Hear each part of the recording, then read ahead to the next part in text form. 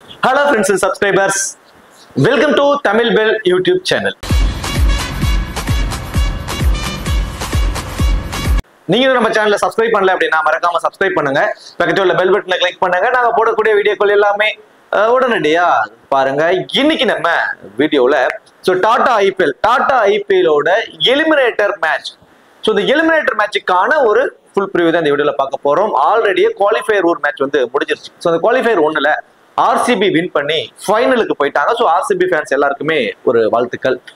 பஞ்சாப் வந்து லாஸ் ஆயிட்டாங்க. இருந்தாலும் அவங்களுக்கு இன்னொரு வாய்ப்பு இருக்கு. இந்த குவாலிஃபயர் 2 அப்படிங்கிற ஒரு ஆப்ஷன் இருக்கு. அது என்னன்னா, இப்ப அதுல ஃபர்ஸ்ட் குவாலிஃபயர் உள்ள லாஸ் ஆயிட்டாங்க. குவாலிஃபயர் 2ல வந்து வெயிட் பண்ணுவாங்க.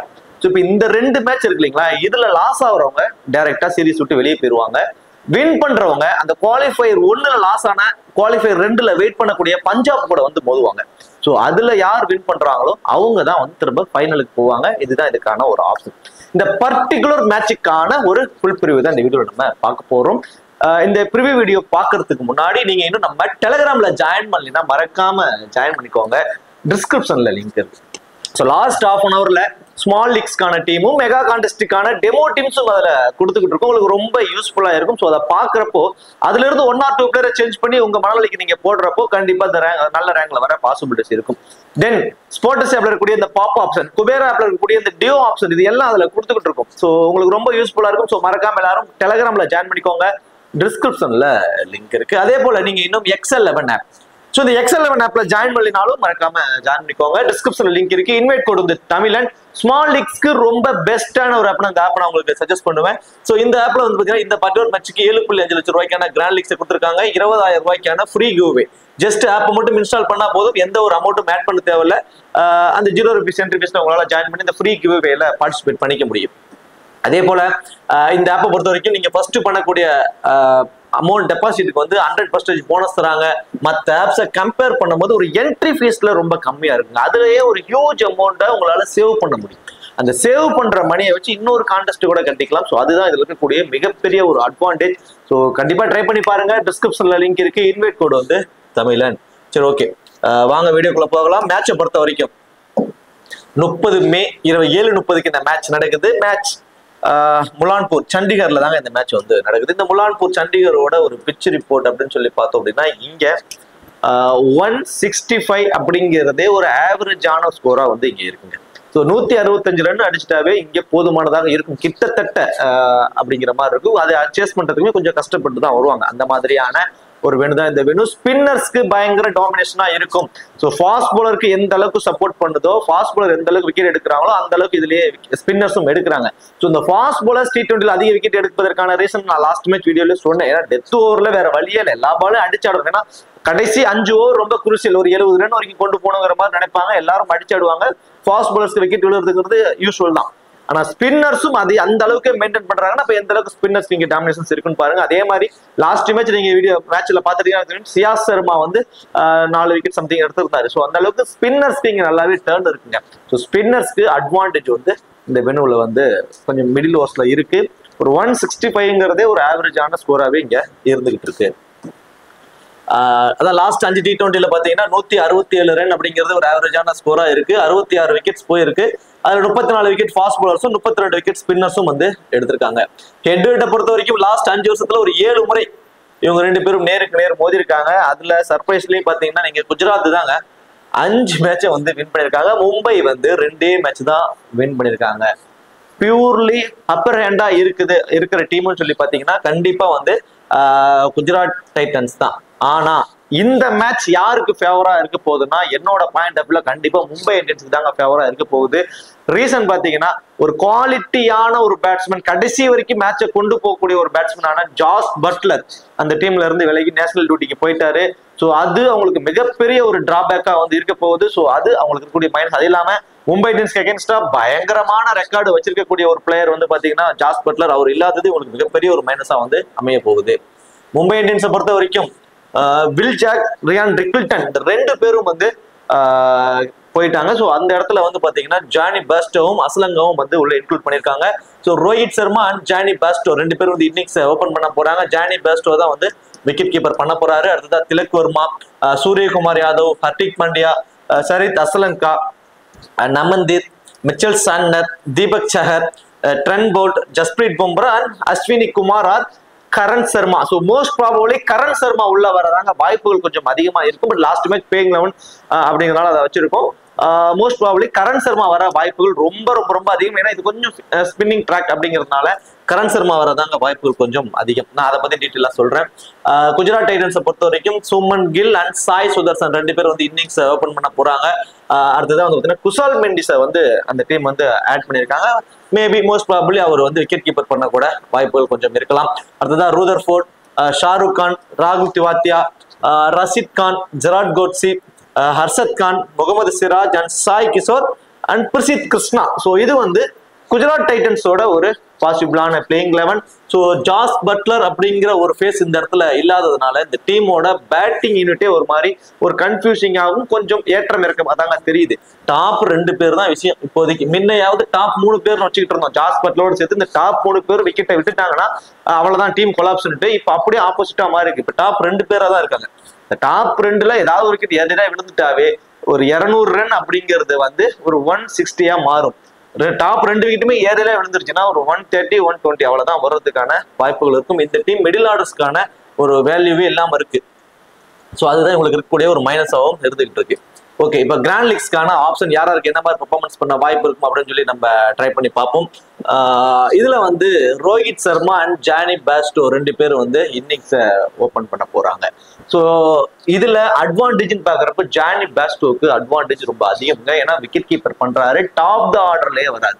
ஸோ இன்னிங்ஸை அவர் தான் ஓப்பன் பண்ண போறாரு அப்படிங்கிறப்போ அவரோட அட்வான்டேஜ் வந்து ரொம்பவே அதிகம். விக்கெட் கீப்பர் மூலமா கிடைக்கக்கூடிய அந்த 20ல இருந்து 25 ஃபேண்டசி பாயிண்ட்ஸ் அவருக்கு சாலிடா கிடைச்சிரும். தென் பேட்டிங்ல பவர் பிளேவில் பயன்படுத்திடுவாரு.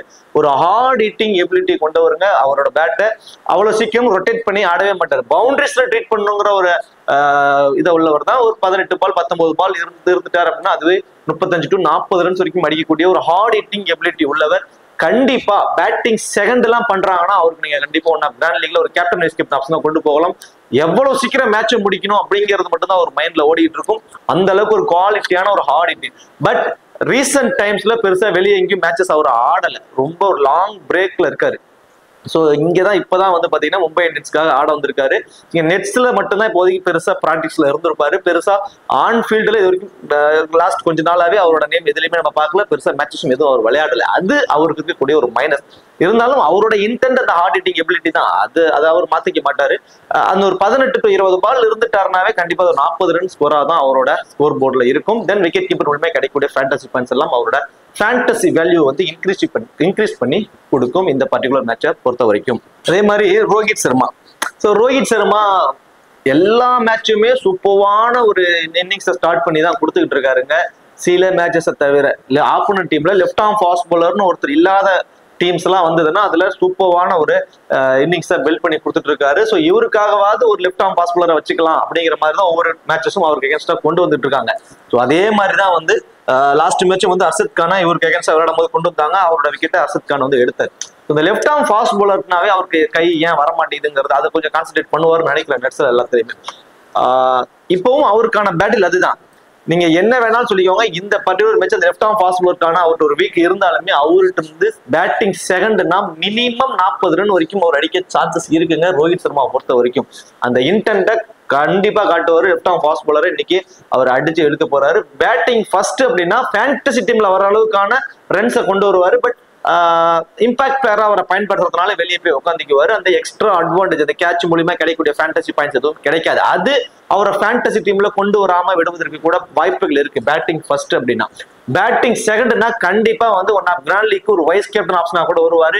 இந்த மேட்ச் லெஃப்ட் ஆர்ம் ஃபாஸ்ட் பவுலருக்கான த்ரெட் அது மாதிரிலாம் எதுவும் இருக்காது அவருக்கு. கண்டிப்பா வந்து ஏன்னா இது ரொம்ப முக்கியமான ஒரு மேட்ச். ஆனா அவரோட விக்கெட் அவர் பெருசா கன்சிடர் பண்ண மாட்டாரு. என்ன ஒரு இம்பாக்ட் பிளேயரா பயன்படுத்த போறீங்க, நான் அதுக்கு தகுந்த மாதிரி பண்ண போறேன்னு சொல்லிட்டு ஹார்ட் ஹிட்டிங் தான் வெரி ஃபர்ஸ்ட் பால்ல இருந்து அடிச்சு ஆட போறாரு. இந்த left arm fast bowler Arshad Khan மட்டும்தான் இருக்காரு. அதுலயும் பெருசா அவருக்கு ஸ்விங் இருக்காதுங்க. நேரா வந்து ஸ்டிக் தான் பால் பண்ணுவாரு. கொஞ்சம் அவுட் சைட் ஆஃப் ஸ்டம்புக்கு வெளியே கொண்டு போவார். லாஸ்ட் மேட்ச் கூட அந்த அவுட் சைட் ஆஃப் ஸ்டம்புக்கு வெளியே கொண்டு போற பால்ல எட்ஜ் ஆகி வந்து கீப்பர்ட்ட போனுச்சு. ஸோ இந்த முறை அந்த தப்பை பண்ண மாட்டார் ரோஹித் சர்மா. கண்டிப்பா வந்து செகண்ட் இன்னிங்ஸ்னா ஒரு 40ல இருந்து 50 ரன் வரைக்கும் கூட எதிர்பார்க்கலாம். ஃபர்ஸ்ட் இன்னிங்ஸ்னா ஐ திங்க் எனக்கு தெரிஞ்சு ஒரு 20-25 ரன்ஸ் வரைக்கும் கொண்டு வருவாரு. தென் அதற்கப்புறம் பாத்தீங்கன்னா இந்த விக்கெட் இந்த கேட்ச் மூலமே கிடைக்கக்கூடிய ஃபேண்டசி பாயிண்ட்ஸ் இல்லாததுனால ஒரு ஃபேண்டசி டீம்ல வருவாரா அப்படிங்கிற ஒரு கொஸ்டின் மார்க் வந்து இருக்கு.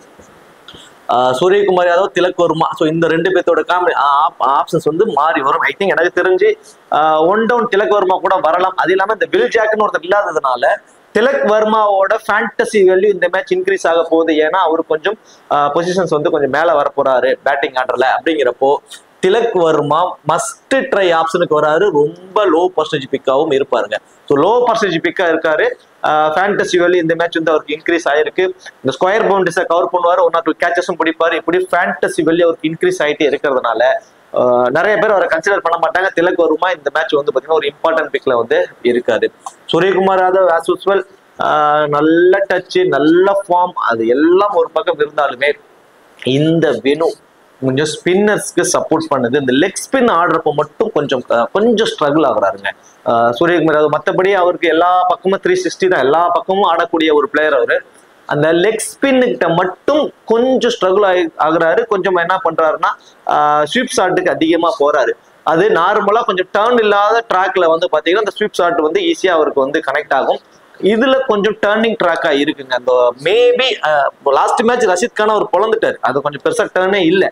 இந்த மேட்ச் ரஷித் கானுக்கு இருந்து அவருக்கு ஒரு பேட்டில் இருக்க வாய்ப்புகள் ரொம்ப அதிகங்கிற மாதிரி தாங்க இருக்கு. ஸோ ரஷித் கான் வெஸ் சூரியகுமார் யாதவ் இவங்களுக்குள்ள ஒரு பேட்டில் வந்து இந்த பர்டிகுலர் மேட்ச் இருக்க போது. நான் பர்சனலா சூரியகுமார் யாதவ் வந்து ஒரு 50-50 ஆப்ஷன்ஸ்க்கு தான் கொண்டு போக போறேன். அதான் ஏன்னா அவர் வர்றப்போ கண்டிப்பா வந்து இந்த மிடில் ஓவர்ஸ் ஆயிடுங்க, ஸ்பின்னர்ஸ் யூஸ் வந்துருவாங்க. ஸோ இந்த ஸ்வீப் ஷாட்ல அவர் ஃபுல் அண்ட் ஃபுல்லா நிறைய ஃபோக்கஸ் வந்து ஸ்வீப் ஷாட் தான் ட்ரை பண்றாரு. ஸ்பின்னர்ஸ்னாவே லெக் ஸ்பின்னர்லையும் கொஞ்சம் கஷ்டப்படுறாரு டர்னிங் ட்ராக்ல. ஸோ அவரோட ரெக்கார்ட் வைஸ் எடுத்து பாத்தீங்கன்னா தெரியும், டர்னிங் ட்ராக்ல ஸ்பின்னர்ஸ் கிட்ட நிறைய முறை அவரோட விக்கெட்டை பறி கொடுத்திருக்காரு. ஐ திங்க் இந்த மேட்ச் பேட்டில் வைஸ் கண்டிப்பா வந்து சூரியகுமார் யாதவ் இருக்க போது. ஆனா செம்ம ஃபார்ம்ல இருக்காரு, அதுல எந்த மாற்றமும் இல்லை. நான் பர்சனலா அவரோட ஃபார்மை கன்சிடர் பண்றதுனால ஒரு 5 டீம் வரைக்கும் ட்ரை பண்ணுவேன். கண்ணை மூடிட்டு 10 டீம் போறப்ப 10 டீம்லயும் ட்ரை பண்ணாம ஒரு 5 டீம்ல ட்ரை பண்ணி ஒரு 5 டீம்ல வந்து இந்த ஒரு பேட்டிலுக்காகவா நான் உமேட் பண்ண போறேன். ஐ திங்க் எனக்கு தெரிஞ்சு ஒரு 20 ரன்ஸ் வரைக்கும் அடிக்கதாங்க வாய்ப்புகள் அவருக்கு இருக்கும். ஹர்திக் பாண்டியாவோட வேல்யூ இந்த மேட்ச் இன்க்ரீஸ் ஆக போகுது. ஏன்னா வில் ஜாக்னு ஒருத்தர் இருந்ததுனால 5 ப்ராப்பர் மெயின் பவுலரோட போனாங்க. 6th பவுலிங் ஆப்ஷனுக்காக வில் ஜாக் இருந்தார். இப்ப வில் ஜாக் இல்லாததுனால இந்த இடத்துல என்ன ஆக போகுது, அஸ்வினி குமாருக்கு பதில கரண் சர்மா தாங்க மோஸ்ட் ப்ராபபிலி வரப்போறாரு. கிட்டத்தட்ட 99% அவர் தான் வர சான்சஸ் இருக்கு. ஸோ கரண் சர்மா தான் உள்ள வருவாரு. அப்படிங்கிறப்போ அந்த 4th பவுலிங் ஃபாஸ்ட் பவுலிங் ஆப்ஷனுக்காக ஹர்திக் பாண்டியா இருக்கு. ஸோ அப்படிங்கிறப்போ ஹர்திக் பாண்டியா எடுத்தது நம்ம மினிமம் 1 ஓவர் மேக்ஸிமம் 2 ஓவர் வரைக்கும் எதிர்பார்க்கலாம். எனக்கு தெரிஞ்சு 1 ஓவர் வரைக்கும் தாங்க பவுல் பண்ணுவாரு. ஸோ அது தீபக் சகரோட ஓவர். தீபக் சகர் 3 ஓவர் பவுல் பண்ணிடுவாரு. ஸோ தீபக் சகர் 3 ஓவர், ட்ரெண்ட் போல்ட் அவரோட 4 over, Jasprit Bumrah 4 over, Karan Sharma. So Karan Sharma வந்து பாத்தீங்கன்னா 4 ஓவர், சாண்டர் 4 ஓவர் பவுல் பண்ணிடுவாரு. ஹர்திக் பாண்டியா மினிமம் 1 ஓவர் வந்து பவுல் பண்ணுவாருங்க. ஸோ தீபக் சகர் 3 ஓவர், கரண் சர்மா மேபி அவருக்கு விக்கெட் கிடைக்கிற பட்சத்துல 4 ஓவர் பவுல் பண்ணுவாரு. கொஞ்சம் எக்ஸ்பென்சிவா போயிட்டாருன்னா ஒரு 3 ஓவர் தான் பவுல் பண்ணுவார். அந்த 2 ஓவர் வந்து Hardik Pandya minimum 1 over maximum 2 over. அப்படிங்கிறப்போ ஹர்திக் பாண்டியாவுக்கு பவுலிங்லயும் கொஞ்சம் வேல்யூ இருக்கு. பேட்டிங் ஃபர்ஸ்ட் அப்படின்னா வந்து அவர் தான் கடைசி அந்த 5-6 ஓவர் வந்து ஆடக்கூடிய ஒரு ஆப்ஷன்ஸ் இருக்கு. அப்படிங்கிறப்போ ஹர்திக் பாண்டியாவோட ஃபேண்டசி வேல்யூ இந்த மேட்ச் ரொம்பவே இன்க்ரீஸ் ஆகுது, ஹை ஆகுது. போத் பேட் அண்ட் பவுல் ரெண்டுலுமே போத் இன்னிங்ஸ்லுமே ஒரு இம்பார்ட்டன்ட் பிக்ஸாவும் வந்து எனக்கு தெரிஞ்சு இருக்க போறாரு. பேட்டிங் ஃபர்ஸ்ட்னா கண்டிப்பா நீங்க அவருக்கு ஒரு கேப்டன் வைஸ் கேப்டன் ஆப்ஷனா கூட ட்ரை பண்ணி பார்க்கலாம். அதே மாதிரி நான் மேட்ச் ஆன் மேட்ச் எப்பவும் சொல்றதுதான் மிச்சல் சாண்டரை பொறுத்த வரைக்கும் பேட்டிங் நீங்க ஃபர்ஸ்ட் பண்ண போறாங்க. அந்த டீம் வந்து சாண்டர் இருக்கக்கூடிய டீம் பேட்டிங் ஃபர்ஸ்ட் பண்ண போறாங்கன்னா கண்டிப்பா நீங்க அவருக்கு வந்து ஒரு இம்பார்ட்டன்ஸ் கொடுத்துக்கலாம். அந்த யூஸ்டு பிச்சில் அவர் பால் அழகா ஃபிளைட் பண்ணி தூக்கி போட்டு விக்கெட் எடுத்துட்டு போயிருவாருங்க. அந்த யூஸ்டு பிச்சில் அவ்வளவு என்ஜாய் பண்ணி பவுல் பண்ணுவாரு. பால் நல்லாவே கிரிப் பண்ணி பவுல் பண்ணுவாருங்க. பால் நல்லா கிரிப் பண்ணி ஃபிளைட் பண்ணி தூக்கி போடுவார். அப்போ என்ன ஆகுனா பால் கண்ட மேடைக்கு திரும்பும். அதுவுமே இது ட்ரைனிங் டாக் அப்படின்னால கண்டிப்பா வந்து அவருக்கு 2 விக்கெட் வரைக்கும் கூட கிடைக்க சான்சஸ் இருக்கு. ஃபர்ஸ்ட் பவுல் பண்ண போறாருன்னா 1 விக்கெட்டும், செகண்டா பவுல் பண்ணும்போது 2ங்கிறது 3 கூட மாற பாசிபிலிட்டிஸ் இருக்கு. ஸோ சாண்டரோட பவுலிங் ரொம்ப இம்பார்ட்டன்டா இருக்கும் இந்த பர்டிகுலர் மேட்ச்ல. குறிப்பா செகண்டா பவுல் பண்ண போறாங்க அப்படின்னா தீபக் சகர் இருந்து 1 விக்கெட் வரைக்கும் கிடைக்கும். Trent Boult and Jasprit Bumrah கண்டிப்பா மினிமம் 2 விக்கெட் 2 பேருமே எடுத்துருவாங்க. குறிப்பா செகண்டா பவுல் பண்ணும்போது ஜஸ்பிரீத் பும்ரா 2ங்கிறது 3 கூட எடுப்பாரு. ட்ரெண்ட் போல்ட் வந்து 1 விக்கெட் எடுப்பாரு. அதுவே ஃபர்ஸ்ட் பவுல் பண்ண போறாங்க அப்படின்னா எல்லாத்தோட மனநிலையுமே ஜஸ்பிரீத் பும்ரா மேல இருக்கும். அவருக்கு கேப்டன் போலான்னு நீங்க டிஃபரன்சியலா ட்ரெண்ட் பவுல்டுக்கு ட்ரை பண்ணி பாருங்க. ட்ரெண்ட் போல்ட் இன்சியலாவே வந்து பாத்தீங்கன்னா 1 விக்கெட் எடுப்பாரு. தென் டெத் ஓவர்ஸ்லயும் அவர் போல் பண்றதுனால அது டெத் ஓவர்ல வந்து ஒரே ஓவர்ல 2 விக்கெட் அப்படிங்கிறப்போ 3 விக்கெட்டா கூட மாற சான்சஸ் இருக்கு. ஸோ ஃபர்ஸ்ட் போல் பண்ணும்போது ரொம்ப இம்பார்ட்டன்ட். ஒன் ஆஃப் கிராண்ட் லீகோட கேப்டனா கூட நீங்க ட்ரெண்ட் போல்டுக்கு ட்ரை பண்ணி பாருங்க. ஜஸ்பிரீத் பும்ராக்கு தான் நிறைய பேர் போயிருப்பாங்க. அது கொஞ்சம் சேஃபான ஒரு ஆப்ஷன் தான். ஆனா செகண்டா போல் பண்ணும்போது ஜஸ்பிரீத் பும்ராவுக்கு கண்டிப்பா நீங்க வந்து ஒரு கேப்டன் வைஸ் ஆப்ஷன் ட்ரை பண்ணி பார்க்கலாம். ஸோ அதே மாதிரி கரண் சர்மா மட்டும் நம்ம ஒரு விக்கெட் வரைக்கும் எதிர்பார்க்கலாம். இதுல அசலங்கா அண்ட் நமந்தீர் இந்த ரெண்டு பேருக்குமே என்ன மாதிரி காம்பினேஷன்ஸா இருக்கும்னா டாப் ஆர்டர்ல கொலாப்ஸ் ஆகணுங்க. ஸோ டாப் ஆர்டர்ல கொலாப்ஸ் ஆகிறப்போ அவங்களால ஒரு 30 ரன் அந்த ஃபேண்டசி டீம்ல வர அளவுக்கான ஒரு ரன்ஸை வந்து அவங்களால ஆட முடியும். ஸோ டாப் ஆர்டர்லயே வந்து பாத்தீங்கன்னா எல்லாம் நல்ல ஃபார்ம்ல இருக்கிறதுனால இவங்க ரெண்டு பேர்த்துக்கிட்ட இருந்துமே இவங்க வரக்கூடிய டவுன் அப்போ 15 to 20 ரன் தான் அது ஃபேண்டசி டீம்ல வர்றதுக்கான பாசிபிலிட்டிஸை கொஞ்சம் கம்மி பண்ணி கொடுத்துரும். அதே மாதிரி குஜராத் டைட்டன்ஸ்ல சுமன் கில் அண்ட் சாய் சுதர்சன் ரெண்டு பேருமே ஆரஞ்சு கப் எனக்கு தான் உனக்கு தான் அப்படிங்கிற மாதிரி போட்டி போட்டுக்கிட்டு இருக்கிறாங்க டாப் 2 இடத்துல. ஸோ ரெண்டு பேருக்குமே இப்ப யாரு இந்த மேட்ச் அடிக்கிறாங்களோ அவங்களுக்கு ஆரஞ்சு கப் போகும், அவங்க இன்னொருத்தர் அடுத்த மேட்ச் ஆடினாங்களோ அவங்களுக்கு போகும். இந்த மாதிரியே தான் மாத்தி போய்கிட்டு இருக்கு. ரெண்டு பேர்த்துக்கிட்ட கையிலையுமே மாறி வந்துகிட்டு இருக்கு.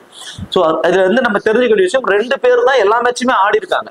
ஸோ ஒரு ஆரஞ்சு கப் ஹோல்டர்ல ரெண்டு பேருமே ஒரு 2 ரன் 3 ரன் வித்தியாசம் தான் இருக்கிறாங்க அப்படிங்கிற பட்சத்துல இந்த ரெண்டு பேருமே எல்லா மேட்சுமே ஆடிருக்காங்க. ஸோ இந்த ரெண்டு பேரோட விக்கெட் விழுந்துச்சுன்னா இந்த டீமோட ஸ்கோர் 125 to 130 தான் வரும். அந்த மாதிரியான ஒரு நிலைமையில தான் இந்த டீம்ஸ் வந்து இருக்காங்க. அதுக்கு தகுந்த மாதிரி ரெண்டு பேருமே நல்லா பர்ஃபார்மன்ஸ் பண்ணிக்கிட்டு இருக்காங்க. இதுல சாய் சுதர்சன லாஸ்ட் 2 மேட்சா வந்து இம்பாக்ட் பிளேயரா பயன்படுத்தினாங்க. ஐ திங்க் எனக்கு தெரிஞ்சு இந்த மேட்ச் அவர் டைரக்டாவே பிளேன்குள்ள இருப்பாருங்க. கொஞ்சம் ஒரு சின்ன ஒரு நிகழ் இருந்தது மாதிரி சொன்னாங்க. தென் அது ஃபிட்டா இருப்பார். கண்டிப்பா அவர் வந்து டைரக்டா பிளேன்குள்ளேயே வந்துருவார். ஸோ அந்த இடத்துல அப்போ வந்து யாரை வந்து பயன்படுத்த போறாங்க? மோஸ்ட் ப்ராபபிளி வேற ஆப்ஷனே இல்லைங்க. ஐ திங்க் பண்ணா ரூதர்ஃபோர்ட வேணா ட்ரை பண்ணி பார்ப்பாங்க. ரூதர்ஃபோர்ட வேணா ஒரு இம்பாக்ட் பிளேயரா ட்ரை பண்ணி பார்ப்பாங்க.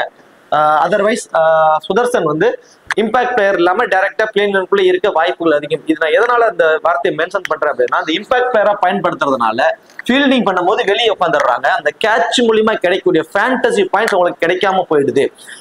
அந்த ஒரு இம்பாக்ட் பிளேயரா பயன்படுத்தணும். அதுக்கு முன்னாடி மேட்சஸ்ல நீங்க ஸ்கோர் கார்டு எடுத்து பாத்தீங்கன்னா மேட்ச் ஆன் மேட்ச் மினிமம் ஒரு கேட்ச் மேக்ஸிமம் 2 கேட்ச் அது பிடிச்சிடறாரு சாய் சுதர்சன். ஏன்னா ஸ்கொயர் பவுண்டரிஸை கவர் பண்ணி இருக்காரு.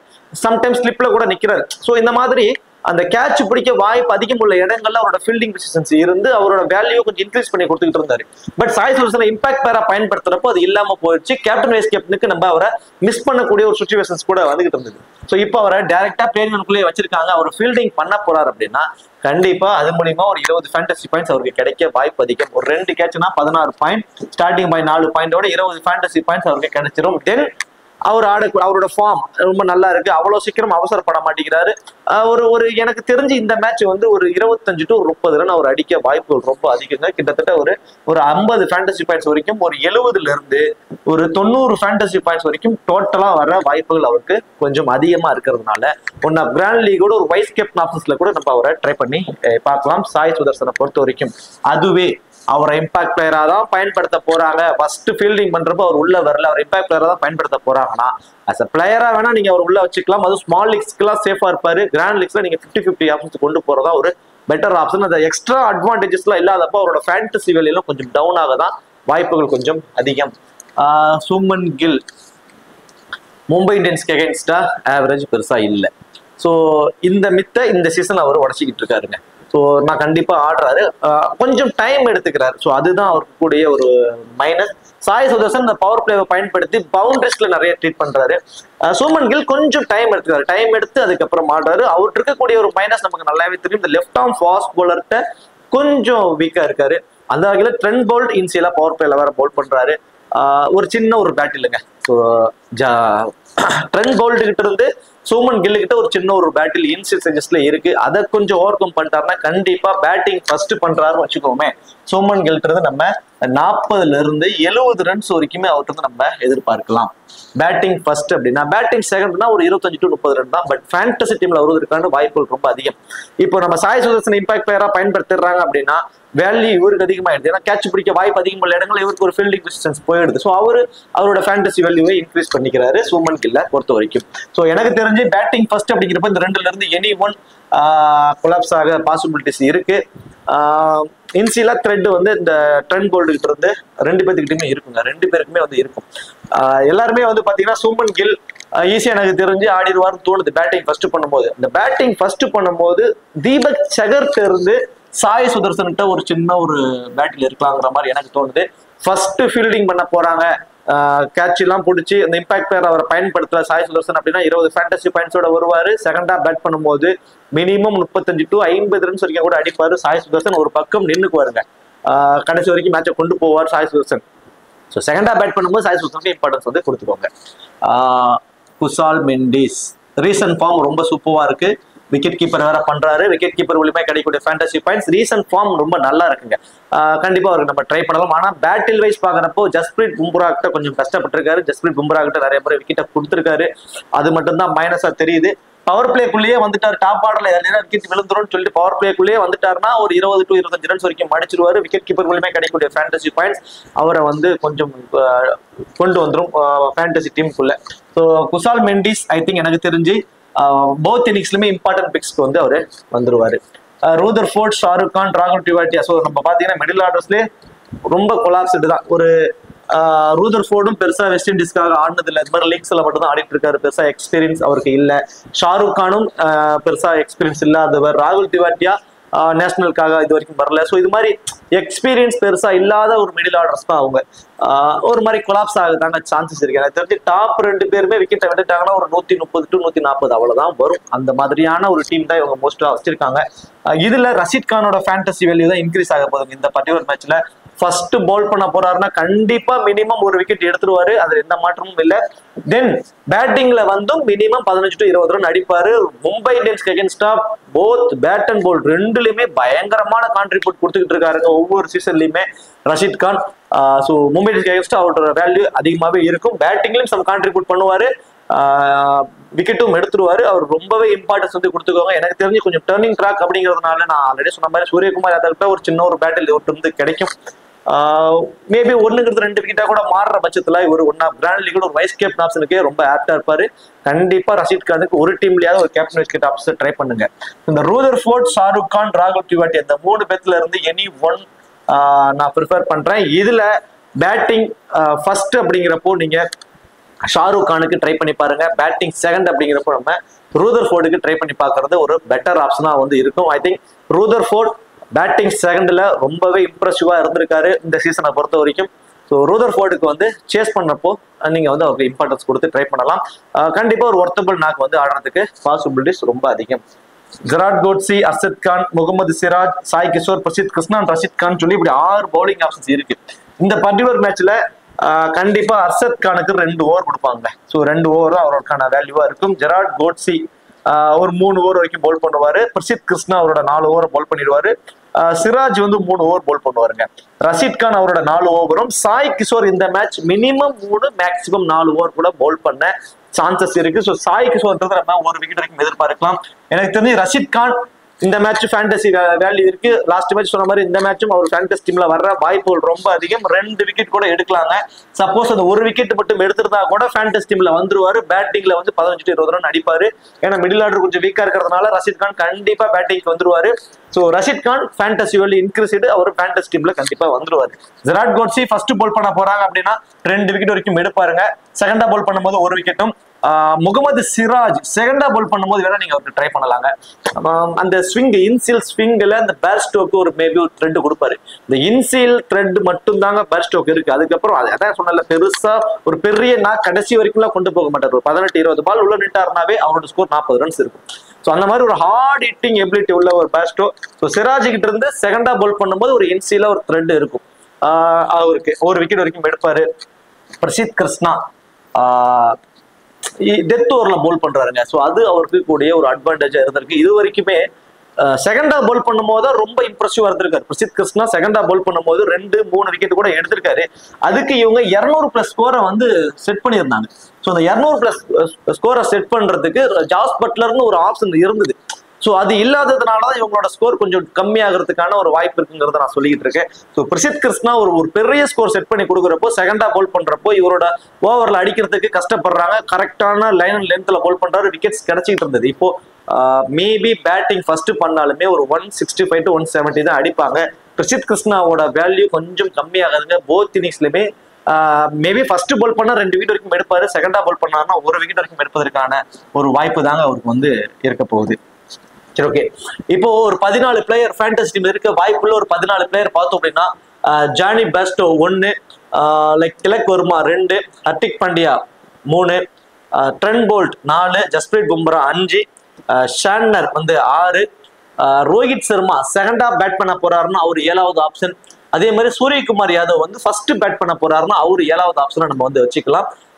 இந்த டீம்ல இருந்து ஒரு 7 பேர் ஆப்ஷன்ஸ்க்கு மும்பை இந்தியன்ஸ்ல இருந்து நான் கொண்டு வந்திருக்கேன். தென் சுமன் கில் 1, சாய் சுதர்சன் 2, குசால் மெண்டிஸ் 3. ஸோ இந்த 3 பேரும் வந்து டாப் ஆர்டர் இருக்காங்க. இதுல குசால் மெண்டிஸை வந்து நான் ஃபர்ஸ்ட் ஆப்ஷனா வைக்கிறேங்க. ஃபர்ஸ்ட் ஆப்ஷனா வச்சு செகண்ட் ஆப்ஷனுக்கு சுமன் கில் பேட்டிங் ஃபர்ஸ்ட் பண்ண போறாருன்னா சுமன் கில்லும், பேட்டிங் செகண்ட் பண்ண போறாருன்னா சாய் கிஷோரையும் நான் செகண்ட் ஆப்ஷன்ஸா வைக்கிறேன். அதே மாதிரி ரூதர்ஃபோர்ட் பேட்டிங் செகண்ட் அப்படிங்கிறப்போ 3வது option, Shahrukh Khan batting first அப்படிங்கிறப்போ நான் 3வது ஆப்ஷன் தான் கொடுக்குறேன். ரஷீத் கான் 4வது ஆப்ஷன், தென் பிரசித் கிருஷ்ணா 5வது ஆப்ஷன், ஜெராட் கோட்ஸி 6வது ஆப்ஷன், தென் அடுத்ததான் வந்து பாத்தீங்கன்னா முகமது சிராஜ் 7வது ஆப்ஷன். இந்த 14 பிளேயர்ல இருந்து 8 அல்லது 9 பிளேயர் ஃபேண்டஸ் டீம்ல வந்துட்டா கூட நீங்க மோஸ்ட்லி போட்ட அமௌண்ட்டை லாஸ் பண்ண மாட்டீங்க. இந்த ஆப்ஷன்ஸை பயன்படுத்தி மல்டிபிள் கிராண்ட் லீக்ஸ்ல மாத்தி பிளேயர்ஸை சூஸ் பண்ணுங்க, ரொம்பவே யூஸ்ஃபுல்லா இருக்கும். Captain vice captain option Johnny Bairstow, நீங்க வந்து அவருக்கு கண்டிப்பா ஒரு டீம்ல கேப்டன் வைஸ் கேப்டன் ஆப்ஷன் கொடுங்க. அதே மாதிரி பேட்டிங் ஃபர்ஸ்ட்னா சூரியகுமார் யாதவுக்கு ஒரு கேப்டன் வைஸ் கேப்டன் ஆப்ஷன் கொடுங்க. பேட்டிங் செகண்ட் அப்படின்னா ரோஹித் சர்மாவுக்கு ஒரு captain vice captain option. Both இன்னிங்ஸ்லயுமே நீங்க ஹர்திக் பாண்டியாவுக்கு கேப்டன் வைஸ் கேப்டன் ட்ரை பண்ணலாம். ஃபர்ஸ்ட் பால் பண்ணும்போது ட்ரெண்ட் போல்ட்டும், செகண்டா பால் பண்ணும்போது ஜஸ்பிரீத் பும்ராவுக்கும் கேப்டன் வைஸ் கேப்டன் ஆப்ஷன்ல ட்ரை பண்ணி பார்க்கலாம். Then Shubman Gill batting first அப்படிங்கிறப்போ கண்டிப்பா கேப்டன் வைஸ் கேப்டன் ஆப்ஷன்ல கொடுத்து பாருங்க. அதே மாதிரி சாய் சுதர்சனா பேட்டிங் செகண்ட் அப்போ கேப்டன் வைஸ் கேப்டன் ஆப்ஷன்ல கொடுங்க. அதே மாதிரி ரஷீத் கான் போத் இன்னிங்ஸ்லயுமே ஒரே ஒரு டீம்லயாவது கொடுத்து பாருங்க. எனக்கு அந்த அமௌண்ட் போனாலும் பரவாயில்ல, ரிஸ்க் எடுக்க தயாரா இருக்கிறேன் அப்படின்னு நினைக்கிறவங்க ரஷீத் கானுக்கு கண்டிப்பா வந்து கேப்டன் வைஸ் கேப்டன் ஆப்ஷன்ல கொடுத்து பாருங்க. போத் இன்னிங்ஸ்லயுமே பேட் அண்ட் பால் ரெண்டுலயுமே இந்த மேட்ச் அவருக்கான கான்ட்ரிபியூட் வந்து இருக்கும். சரி, ஓகே. இந்த வீடியோ உங்களுக்கு பிடிச்சிருக்கும் நினைக்கிறேன். இந்த வீடியோ உங்களுக்கு பிடிச்சிருச்சு அப்படின்னா மறக்காம வீடியோ லைக் பண்ணி வீடியோ கொஞ்சம் சப்போர்ட் பண்ணுங்க. இந்த வீடியோ பத்திய கருத்துக்களை கமெண்ட் செக்ஷன்ல சொல்லிடுங்க. தேங்க்யூ.